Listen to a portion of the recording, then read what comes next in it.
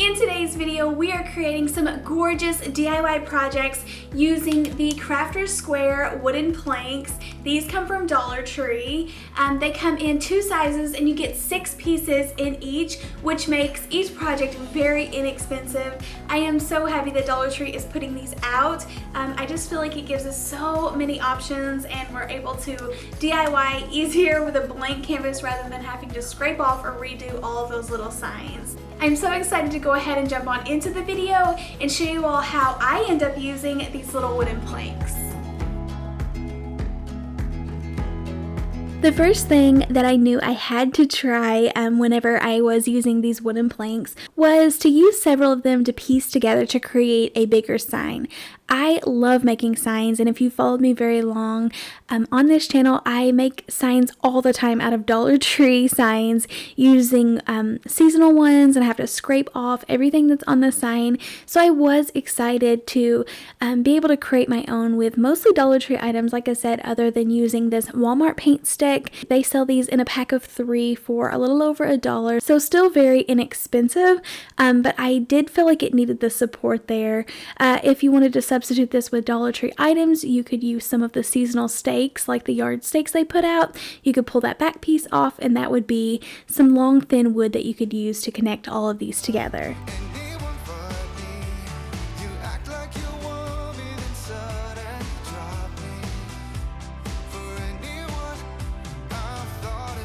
I did try to space these out evenly and leave a little gap in between each plank, so this does look more like a realistic palette sign, and I just love how it turned out. I didn't get the paint sticks perfectly even on the top and the bottom, but you're really not going to be able to tell after you decorate it. So I loved this home little wooden cutout word from Dollar Tree. It was in the Valentine decor. I had not seen it anywhere yet, so I was super excited to find that, and I'll set that aside and then paint it in just a second. But first I wanted to go ahead and prep this sign. I start by painting it with this super dark gray color. It's the Elephant Waverly chalk paint, and this is going to be a base color because I am going to kind of dry brush over this with white, and I want a lot of that darker gray to show through. If I put the white on the natural wood, you wouldn't really be able to see the contrast, so I love the effect it gives whenever I do go over like the super dark with the white. And I didn't let the gray dry 100%, so you can see it is mixing in a little bit, and I love that effect. It gives it like a streak effect, and it looks more kind of natural versus it just being really streaky. So it looks really smooth and has those gorgeous lines coming through. But then after it did dry, I sanded a little bit on the edges so the gray would show through even more.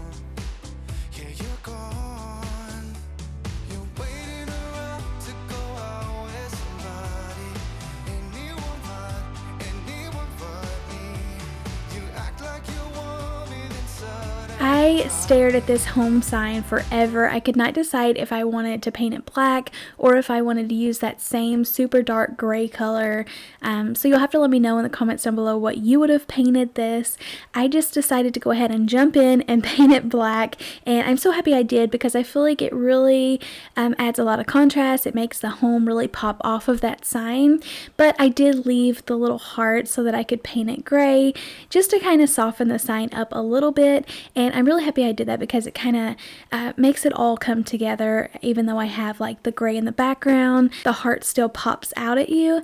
And then I love adding this stitching on everything. You're probably tired of me adding this to so many projects, but I think it is just adorable and I love it. And I did feel like this sign needed something. The black was washing out all of the letters and you really couldn't see the M, and I was just scared that people weren't going to be able to tell or that it wouldn't look like a real M. So I used white paint marker to go around the home, and then for the heart I used black Sharpies because I knew the white wouldn't show up on the heart. And then I'm flipping this over and using a staple gun. Clearly this is a brand new staple gun and I don't know how to use it just yet or how to line it up. My old one was super wide, so I missed the string a couple of times, and my little strings were too short to tie, so I ended up having to hot glue them and put a little bit of support down, but it's still holding really nice and tight. And then I found this boho ribbon at Hobby Lobby. I'm not sure if it 100% goes with this sign, but I was dying to use it, and I think it looks really cute. It has the browns and the grays or the blacks in there, so I'm loving how it looks. And I was going to paint my wooden hanger, but then I feel like it gives it a really cool contrast, so let me know what you think.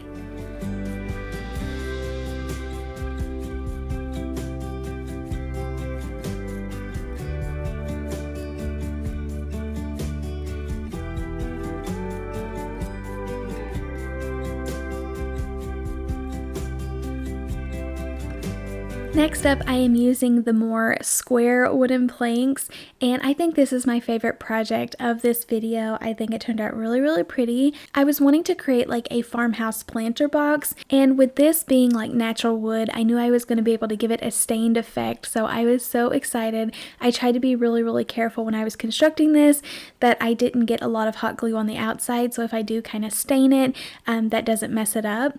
Now you will see I did have to try to glue these together with some of the tower blocks. I stacked a few up and tried to line it up before I glued everything down, and I am going to be connecting two sides and then put the whole box together. So you'll have to kind of play around with this and see how yours fits together, but to get mine in a complete square, I had to tuck in a couple of the edges, so you'll see what I mean in just a second. So really try to, before you get everything glued down, try to hold it together and make sure it is going to be really square, because on one side of the tower blocks I had to scoot it back and leave enough room for the edge of that wood piece. So right there I leave a little bit of space for that to set down on top of it, because like I said, it does have to overlap a little bit, and this just made it square and fit flush together. But I feel like the tower blocks worked perfect. It made it super sturdy, adding so many in there. And then I do the same thing to add a bottom, just set it on top of another square plank and then add in some more of those little blocks.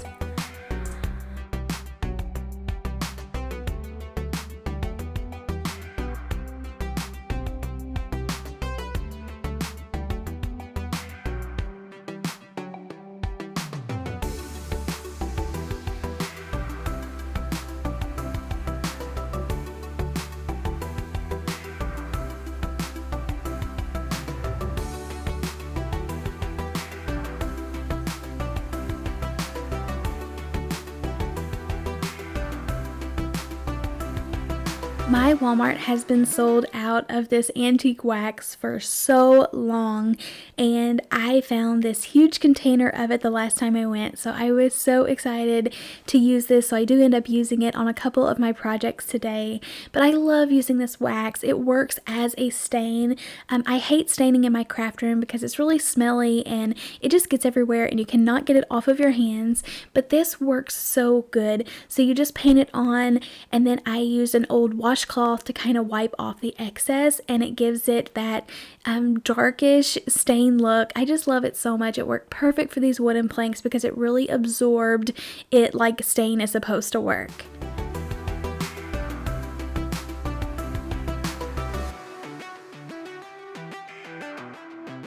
After constructing my wooden box, I cut down styrofoam and put down in there, and then I had to share these flowers with you all. They are new for spring, I guess, at Dollar Tree, but they are gorgeous. I think they are some of the best flowers Dollar Tree has ever put out. They have that like realistic, not cheap looking greenery at the bottom. They are just called wildflowers, but they are beautiful. I love the natural little white flowers at the top. I'm pretty sure they had other colors, so I'll have to check, but I bought like 5 picks, and I think that's all my Dollar Tree had, but I definitely want to look for some more because I have so many ideas for these.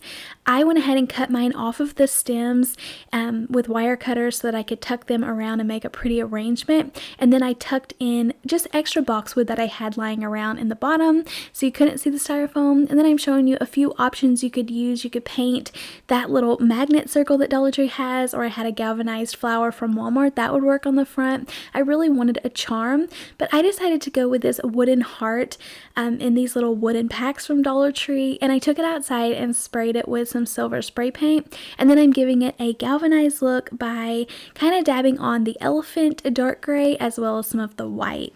I make a cute little dainty jute string bow and hot glue that on there, and then just attach it to the front, and I feel like this is a gorgeous project that I definitely will be leaving out all year.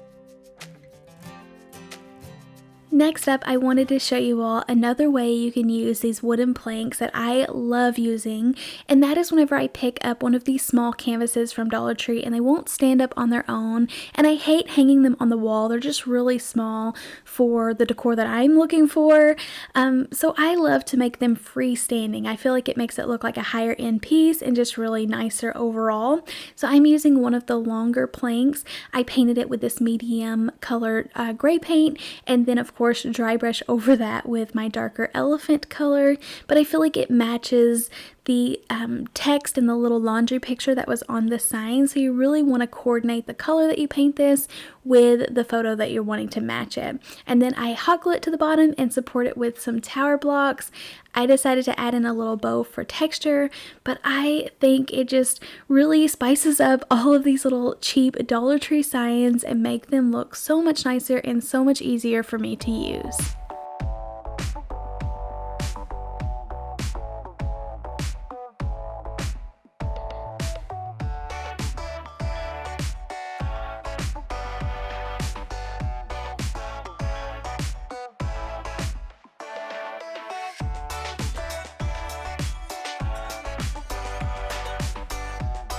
I had to show you all, if you wanted to make a mini sign and not piece a lot of these together, what it would look like. I love making these little mini signs for my tiered trays or attaching little beaded hangers to hang them kind of like off the hooks that I have on shelves throughout the house. But I wanted this to look like a tiny little framed sign, and it turned out really, really cute. So using one of the square wooden pieces as the background, I just cut down to size some of these Dollar Tree popsicle sticks. These are like the biggest popsicle sticks that Dollar Tree carries or that I have seen there, and I'm trimming them down to fit all sides. So you do have to cut two of them smaller to fit on the inside. And then I wanted to cover this with some decorative scrapbooking paper, and Hobby Lobby has this gorgeous cotton paper out. I used this a lot last year, and it's a really fun and easy way to get a lot of texture and decorativeness without having to do a lot of painting and stuff, or going in and painting your own like faux barnwood or shiplap. And then using that same antique wax, which I guess I use on a lot more projects than I thought I did in this video, but I paint those and let them completely dry and then glue them down in place. I also added in this chalkboard tag that Dollar Tree carries that I love.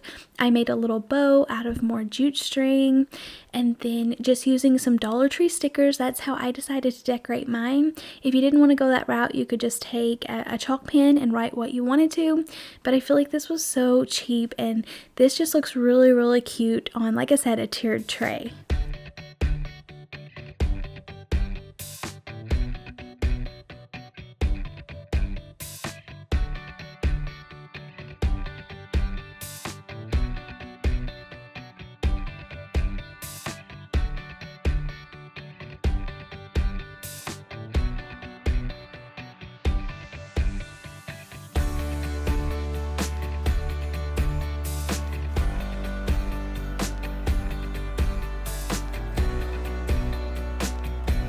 And for number 5, I'm going to make a little riser out of these planks.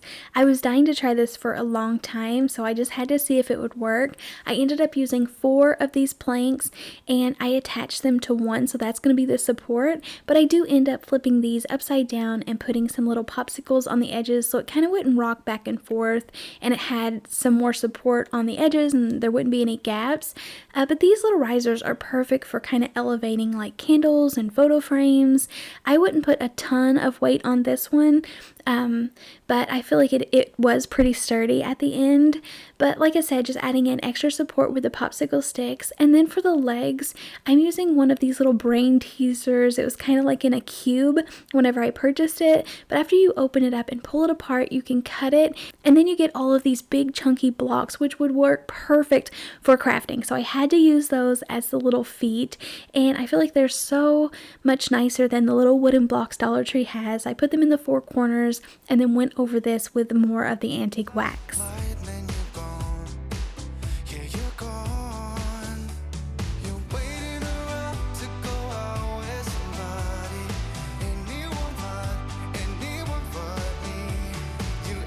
Like I did kind of mess up on this project, or kind of didn't get what I was originally going for, but I thought I was going to make a really cool pattern and paint like the big chunky stripe in the middle white, and then give it like these two little lines on the edges and paint them white. And I should have just knew from the start that the painter's tape was not sticking to this antique wax very good. I think it was still kind of damp, not dried all the way. So then I tried the hack of putting the Mod Podge over the tape to get like crisp lines, but it was just bleeding underneath. So I got like a super fuzzy white line, and I knew that was not going to work. I was not going to be happy with it. So I decided to go ahead and dry brush over the entire thing with white paint. Now I originally thought this was something that I could do and let the dark brown show through, so it kind of just worked out. That's what I was having to do.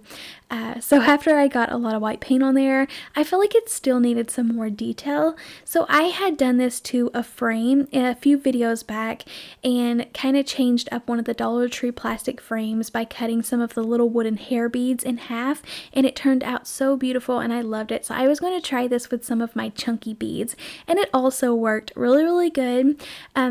The antique wax doesn't soak into shiny wood, so I figured it would be a waste of time trying to put the wax over these beads because they do have a lot of shine to them and they're coated in something, so it's not like natural wood. So I just dove in with the white paint and just tried to make it blend in as much as possible, but I still feel like it turned out really good. I love how chunky the white beads look, and it adds so much detail. And like I said, you can put mini plants or candles or photo frames, but they always look so good and add so much detail to every space. I enjoy the Crafter Square at Dollar Tree so much, and I love all of the new items they are getting. I cannot wait to make another one of my Dollar Tree road trips and see what else that I can get my hands on to craft with this year.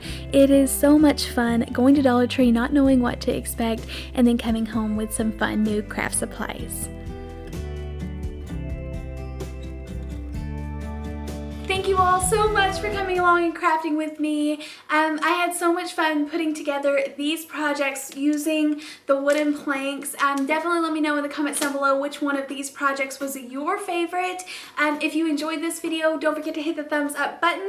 Let me know, because I would love to make some more items using these, but I tried to make a variety of different things, not just signs, not just planters or vases, but some different little things. So definitely let me know which one that you liked and what you would make or what you have made out of these. Leave that down in the comments down below so that we can kind of inspire each other. Thank you all again for watching, and I'll see you next time. Happy crafting. Bye.